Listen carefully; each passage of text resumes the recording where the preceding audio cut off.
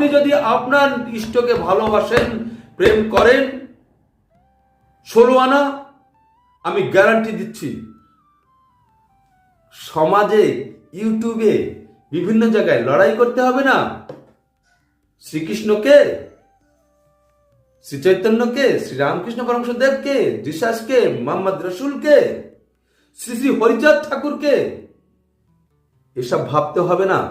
আপনি আপনার ইষ্টকে ভেবে, আমি আপনাদেরকে আদেশ দিচ্ছি না, ক্ষমা করবেন, আমার সুরটা ওরকম হয়ে গেছে, আমি কিন্তু আদেশ দিচ্ছি না, আমার ভাব এসে তাই বলছি। কিন্তু আমি নিজেকেই যদি বলতাম তাহলে এইভাবেই বলতাম যে ভাবতে হবে না। আমি আমার ইষ্ট আদর্শকে যত অটুটভাবে বুঝবো, আমি সবাইকে তত ভালোভাবে বুঝবো।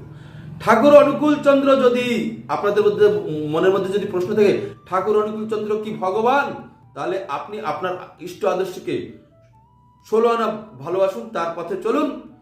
ঠাকুর অনুকূল চন্দ্র ভগবান কিনা তিনি স্বয়ং এসে আপনাকে বলে যাবেন, তিনি স্বয়ং এসে আপনাকে বলে যাবেন। এর প্রমাণ আছে, আমি আমার জীবনেও আমি বুঝতে পেরেছি।